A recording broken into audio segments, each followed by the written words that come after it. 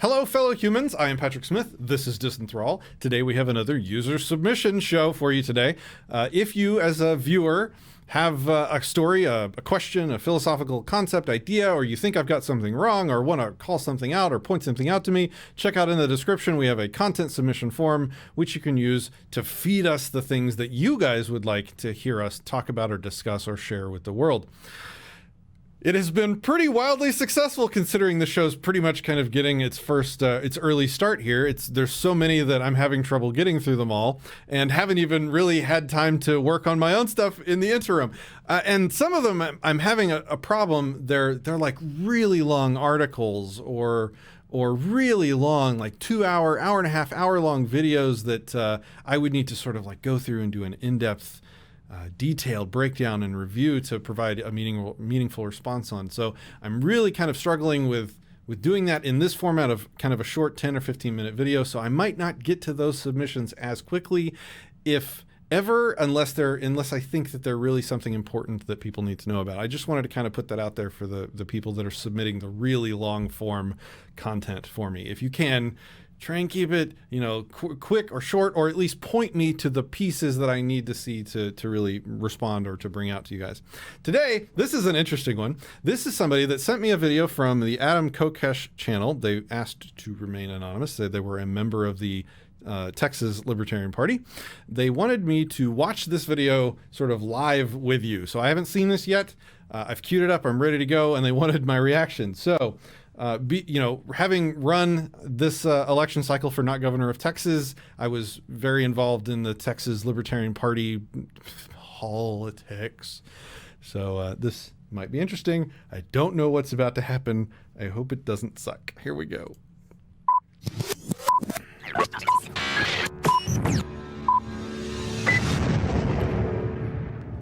All right, ladies and gentlemen, this is Adam Kokesh here at the 2018 Libertarian National Convention. I am joined by Dane Posner and TJ Roberts, and Dane is a fellow delegate from Pennsylvania, and obviously very brave, wearing a red and black anarcho-communist flag here as a proud member and delegate of the Libertarian Party. And we have TJ Roberts, who is here as press, representing Liberty Hangout, and someone who There's a guy from Liberty Hangout, one of the most anti-commie outfits I'm aware of, standing next to a commie? Standing in the Libertarian National Convention. The contradictions happening on the screen right now are huge. distinctly comes from a more right-oriented libertarian perspective. There's a guy wearing a commie flag in the Libertarian Party. Nonaggression Principle, is that correct? This is a thing. Yes, 100%. Now, what we had here today was a really beautiful moment where we were able to present an opportunity for the Libertarian Party to say, we want to welcome everybody who asserts the non-aggression principle.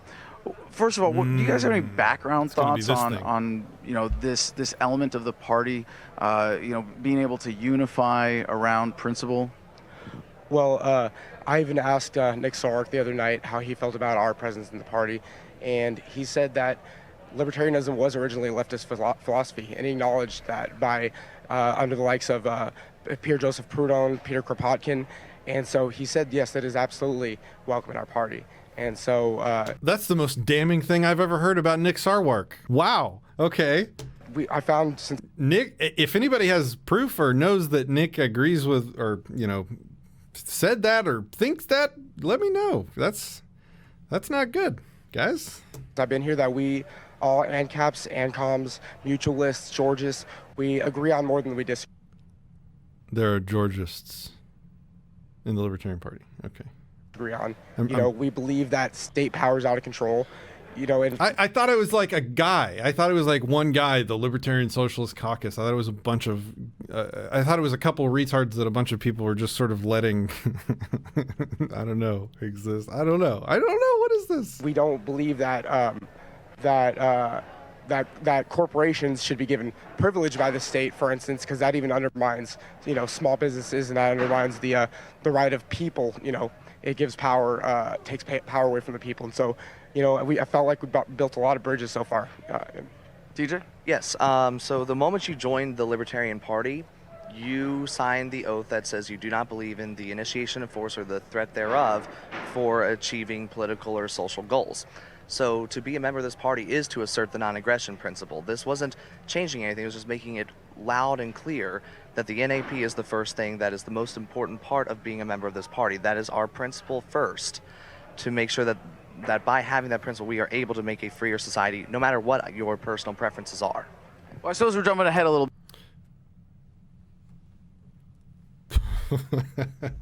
So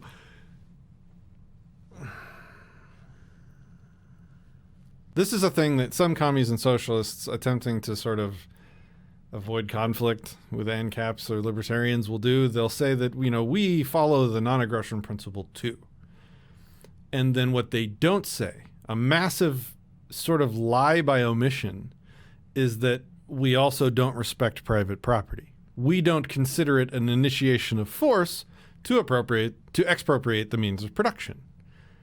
So do you see how it's sort of a manipulation of the non-aggression principle to remove it or to extract it from private property? It is one and the same. The non-aggression principle without the system of private property, the best and most simple, what I talked about in the last video, sort of the neo-Lockean private property system, is to almost remove all meaning from it. Like if it's not an aggression to attack, damage, or take someone's private property, then it's easy to comply with the non-aggression principle, because then it's only some weird definition of personal property that would maybe apply to that, or I guess your body specifically that would apply to that. This is this is weird. This is like red flags are just going off in my head all over the place. TJ Roberts from Liberty Hangout standing next to a commie misunderstanding the non-aggression principle. I'm not sure quite how to process this yet. Story of what transpired here, because it really was a group of left-leaning or left-inclined libertarians who first wanted to put out this unity statement, because a different version, because they wanted the party to be welcoming of people who are coming from a left perspective. I absolutely share that sentiment. I think we should be welcoming people from the right and the center, and it's around the core principle. And the resolution was debated a little bit on the language. I spoke in favor of it, and it barely failed. It needed 2/3. It got over 50%, but less than 2/3. And so I saw this, and I was like, holy crap, this is a big missed opportunity. Nice. When I saw you guys going and scrambling almost passed? to rewrite it, to tweak the language, and you were a part of this, I said, we need to get Mike Heiss over here, because he was one of the loudest voices against this. Unfortunately, he stayed against it, which was really disappointing. But I believe that's the Mises Caucus guy. And if he didn't stand against this, I would have been surprised and wildly disappointed. So good on him. We grabbed TJ. We grabbed a number of people who represented different perspectives. Joshua Smith signed off on it. My mind is blown right now. Nothing is right in the world. Matt Keenel and Joshua Smith came together, and despite all the chaos that's been, Joshua Smith came different together? perspectives. Joshua Smith signed off on it. I did not expect that. So both, Matt Keenel and Joshua Smith came together, and despite all the chaos that's been leading up to this convention, I feel like that's a huge deal. I mean, that in itself is bottom unity. This is the belief we need to unite against authoritarianism, and that's something that we can all agree upon. Now you got to explain bottom unity, Dane. So it's the belief that we're all opposed to state power. We don't believe that. We believe that the power has been taken out of control, and we're being extorted by the state to fund our own oppression. Essentially, the police are against us. But commies consider private property owners a type of state, a type of involuntary coercion and force to be resisted with what he would say is NAP compliant defensive force.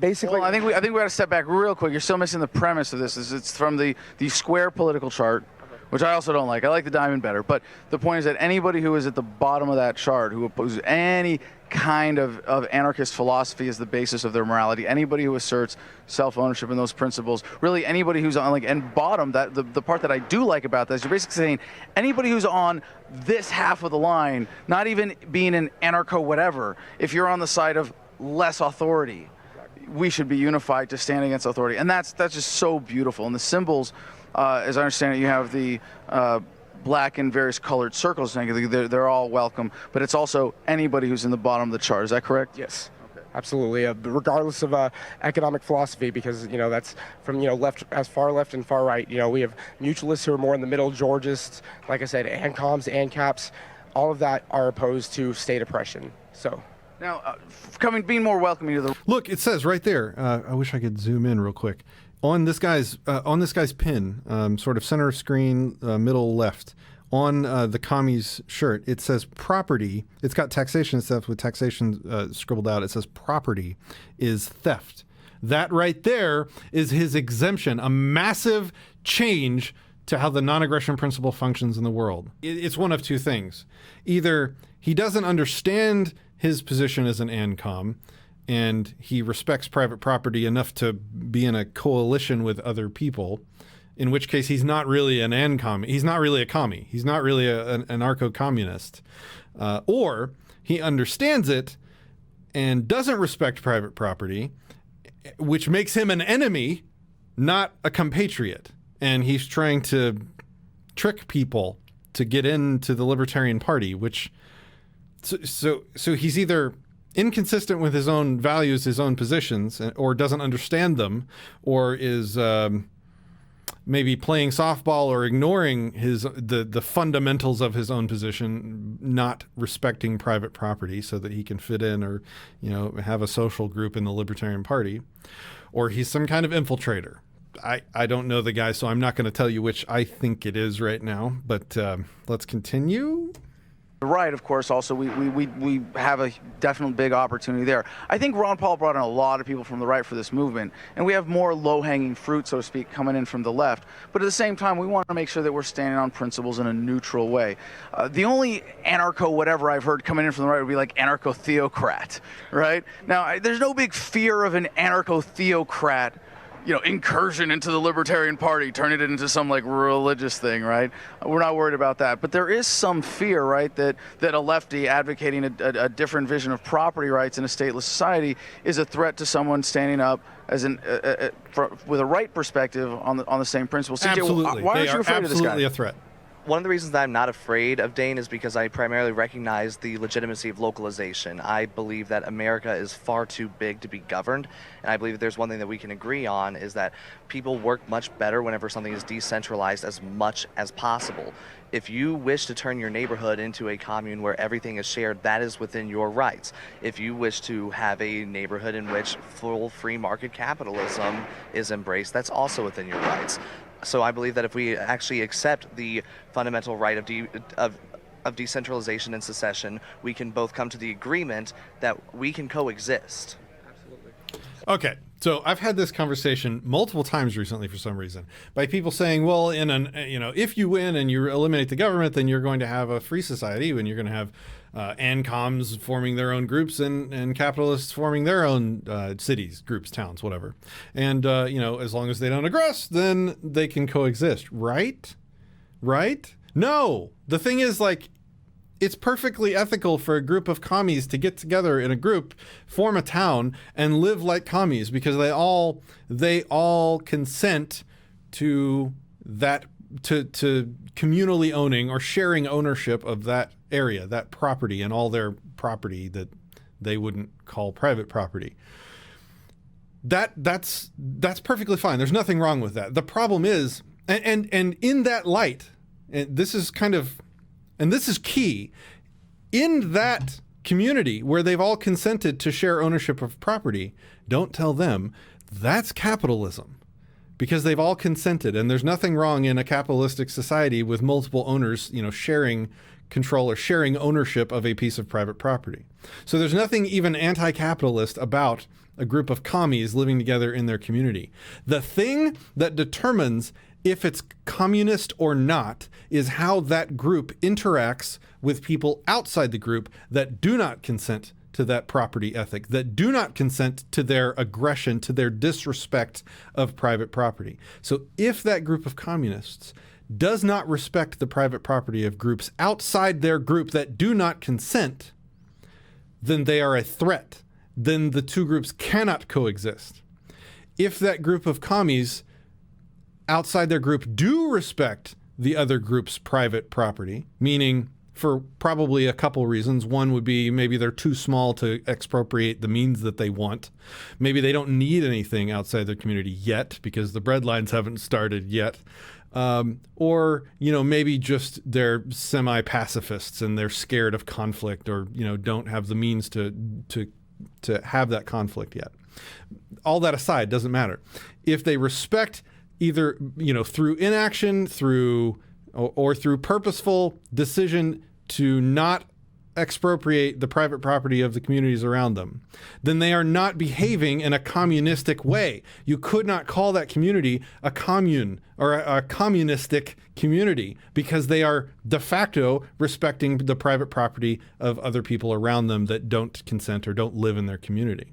So again, just like this guy, either they respect private property, in which case they're not commie, they're just weird capitalists, weird private property owners that choose to share ownership of the private property under their control or under their ownership, or they are commies, in which case they are a threat to the private property owners around them.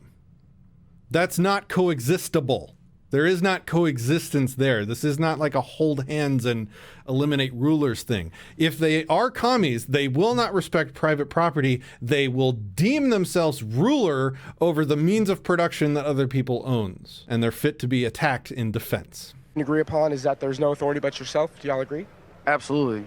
So we all support the right to self-governance. We don't believe that anybody can tell us what's best for us besides us. So that's what we're all here for. We're all libertarians. And I guess I should...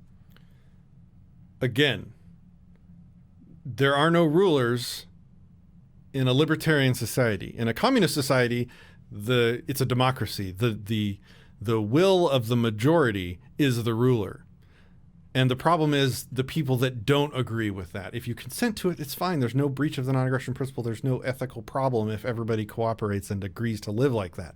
It's the people living next door to them that own their own means of production, their own private property, that they will deem themselves, if they wouldn't maybe deem themselves the ruler of it, they would just say that you're not the ruler of it either, and we can take it at will because private property isn't a thing.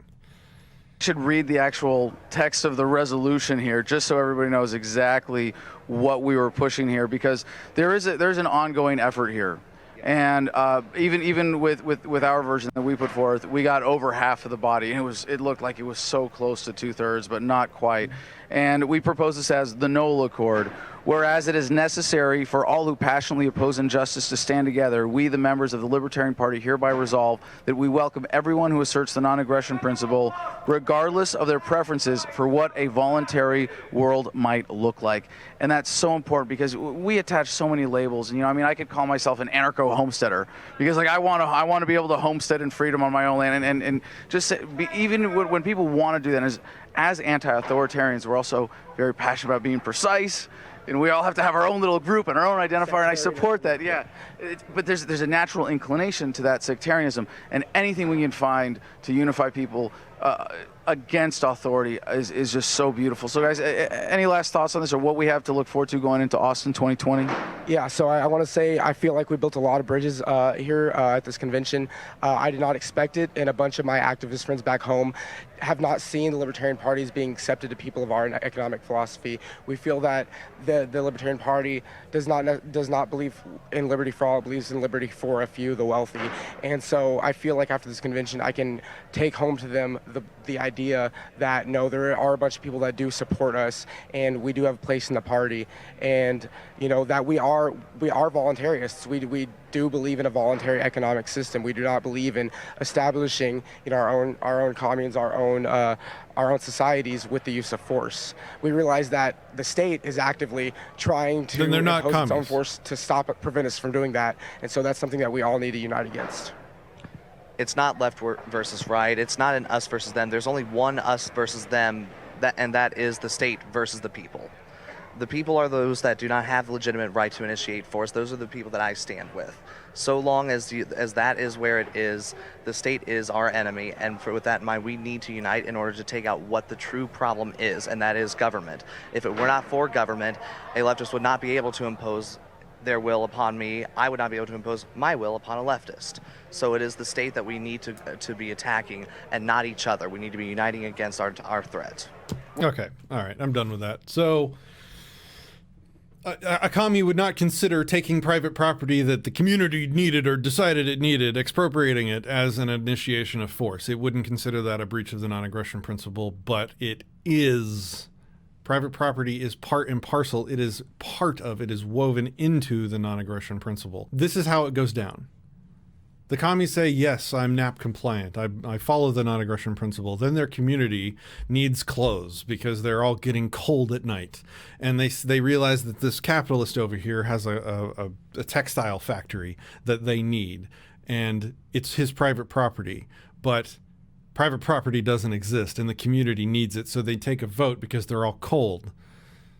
It's not initiating force to them to go and use his textile factory. And if he, following the non-aggression principle, uses rightful defensive force in protection of his property and hurts some of the people coming to use his stuff without his consent, then they say that they've been attacked and used defensive force. And you see the problem with the communist property system, which I talked about in the previous video, and maybe we'll talk again.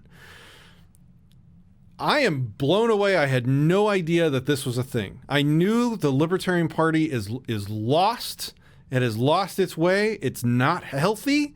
It's not acquainted and familiar with its own principles. This tells me that it is on its deathbed, as far as I'm concerned, in terms of bringing the non-aggression principle to the world as a form of political activism to achieve freedom. This is a dumpster fire. I am blown away that Adam is... I'm blown away, guys. Let me know what you think in the comments. Please remember to check out our Patreon if you like this content. If you think I got it wrong, let me know. And I'm sort of speechless at this point.